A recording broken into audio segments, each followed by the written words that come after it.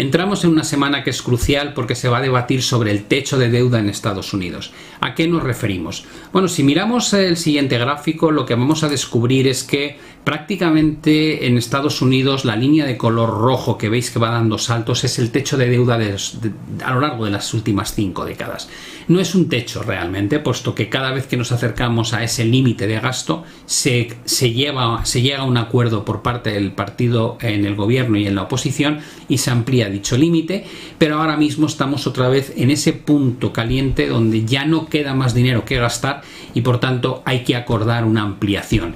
Es cierto que en otras ocasiones hemos visto suspensiones temporales, pasó en 2014 a 2016 y en 2018 a 2020, pero estamos en un momento muy interesante desde el punto de vista electoral y da la sensación de que republicanos van a utilizar este punto de inflexión para intentar desgastar a Biden de cara a las próximas elecciones. Si miramos la situación actual, lo que descubrimos es que hace ya bastante tiempo, varios meses, que se ha alcanzado ese techo de deuda y que lo que se está empezando a plantear para votar esta misma semana es un incremento de 1,5 billones de dólares a cambio de que haya recortes en gastos por valor de 4,5 billones a lo largo de la próxima década. ¿Por qué es importante? Es importante porque ya hemos vivido situaciones complicadas anteriormente, como ocurrió en 2011, donde hubo un riesgo de default. Cuando hablamos de default nos estamos refiriendo a la posibilidad de que Estados Unidos no haga frente al pago de sus compromisos, de sus obligaciones con acreedores que han comprado la deuda que ha emitido el Tesoro. Entre esos acreedores nos encontramos países externos como Japón, como China, fondos de pensiones, planes de pensiones, particulares, empresas. Por tanto, si realmente hubiese un atisbo real de que se juega con fuego y pudiese haber un default, hay que esperar una reacción tan mala como la que vivimos al menos en 2011. En 2011, en julio, el mercado entró en una fase de colapso, precisamente porque el impasse en el que se encontraba el Congreso frente al presidente llevó a una situación donde la agencia de rating S&P decidió bajar desde AAA, que es la puntuación crediticia más alta que se le puede dar a la emisión de deuda, hasta AA+. No era un movimiento demasiado agresivo, era solamente un escalón y a pesar de eso la bolsa fue castigada con un 20% de caída. A principios de agosto fue cuando se llegó a un acuerdo para ampliar el techo de deuda y automáticamente este castigo brutal, que como veis en el gráfico fue casi vertical, empezó a recuperarse y a consolidar en unos niveles más bajos que los anteriores, pero al menos se acabó, digamos, la sangría. ¿Por qué importa? Básicamente porque el momento al que llegamos es muy complejo. Tenemos a un presidente de la Cámara de Representantes que es republicano, que es Kevin McCarthy, que necesitó 12 votaciones para que miembros de su propio partido le apoyasen para conseguir este puesto. Pero no les dieron los votos de forma libre, sino que los condicionaron a una línea roja que no se podía saltar, y era que nunca se aprobarían aumentos de techo de deuda sin que hubiese un recorte de gastos adjuntos. O dicho de otra manera, te hemos dado nuestro voto a condición de que no nos pidas ampliar el techo de deuda sin que tenga como contraprestación una reducción de los gastos. ¿Qué es lo que ocurre? Que el Partido Demócrata no quiere reducir los gastos y, como veremos a continuación, de las partidas donde menos daños haría están los gastos discrecionales. ¿Qué es lo que ha hecho Janet Yellen, secretaria del Tesoro, hasta ahora? Pues ha hecho básicamente trucos de magia para conseguir alargar la capacidad de pago del gobierno pese a que le falta dinero. ¿Qué es lo que ha reducido o quitado? Las inversiones en fondos de jubilación e incapacidad del servicio civil, los fondos de beneficios de salud para jubilados del servicio postal o los fondos de inversión en valores gubernamentales del sistema de jubilación de empleados federales.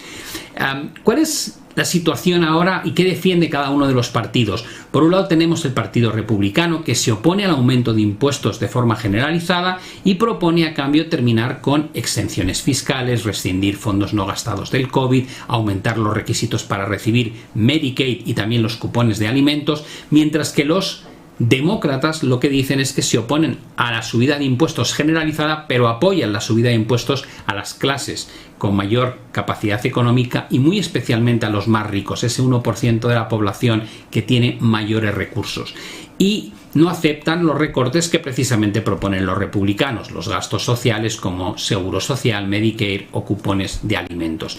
¿Dónde deberían encontrar un punto de batalla donde se cedan posiciones? En los gastos discrecionales. Por tanto, si miramos el reparto de estos gastos discrecionales, sabiendo que defensa no está dentro de estas partidas negociables, y menos ahora con la situación de financiación continua por parte de la OTAN en el envío de armamento a Ucrania, la pregunta es ¿qué van a reducir?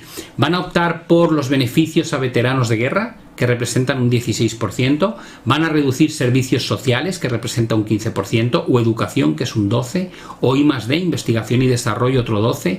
¿O gastos en embajadas y otros gastos diplomáticos, que son un 9%, o en transporte y obras públicas, que es un 8%, o en sanidad, que es un 6%, o en medio ambiente, que es un 5%, o esa partida genérica que aglutina todos los demás gastos más pequeños, pero que en su conjunto abarca hasta un 18%. Esta es la gran pregunta. ¿Dónde van a conseguir restar gastos para cumplir con esos 4,5 billones que se exigen a condición de ampliar en 1,5 billones el techo de la deuda? ¿Cuál es el problema? El problema es que en Estados Unidos casi nadie, como veis, está planteando generar más ingresos. De hecho, la última gran reforma fiscal que impulsó Donald Trump en 2017 lo que hizo fue bajar precisamente los ingresos bajo la premisa de que al reducir los impuestos en la economía americana crecería más y que por tanto no tendría un efecto negativo. Evidentemente fue un auténtico fallo porque se ingresó muchísimo menos. Es decir, nunca funcionó la hipótesis que mantenía Trump y que apoyaba esa medida de recorte impositivo. Pero a lo que vamos es que realmente nunca se plantean ingresar más. Y por eso han llegado a la situación a la que han llegado. Si os fijáis en la línea de color negro, son los ingresos vía impuestos. Si os fijáis en la parte de gasto, donde está por ley y por tanto no pueden meterle mano, es la zona azul. En defensa, otra partida donde normalmente no meten mano, ya la suma de estas dos partidas equivale a lo que ingresan, pero es que luego les quedan todos los gastos de intereses de la deuda que tienen, y cuanto más se endeudan, más gastos generan.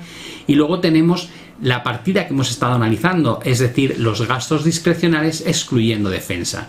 Es evidente que no puedes minorar la parte verde porque son los intereses de la deuda y tienes que pagarlos, salvo que hagas default o impago de tus obligaciones. No van a querer reducir defensa, no pueden reducir la parte que por ley está ya asignada y por tanto la zona naranja es la única opción. Este cálculo que veis aquí de la Oficina de Presupuestos del Congreso la ha elaborado precisamente el gobierno, y se le quita a uno la respiración cuando ve que desde 2023 en adelante lo que ellos prevén que va a ocurrir es que el problema del endeudamiento en Estados Unidos no va a ir a menos, sino que va a ir a más de forma significativa y continuada en el tiempo.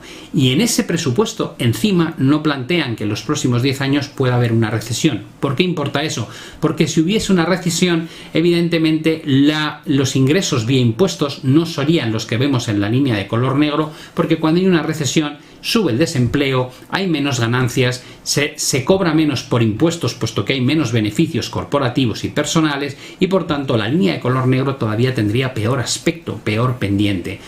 Estamos ante una situación muy interesante que se va a desarrollar a lo largo de los próximos meses, pero que tiene la primera cita ya mismo esta semana con un primer intento de votación que probablemente salga rana y no veamos muchos avances, lo cual tenderá a hacer ruido y a poner nerviosos a los inversores.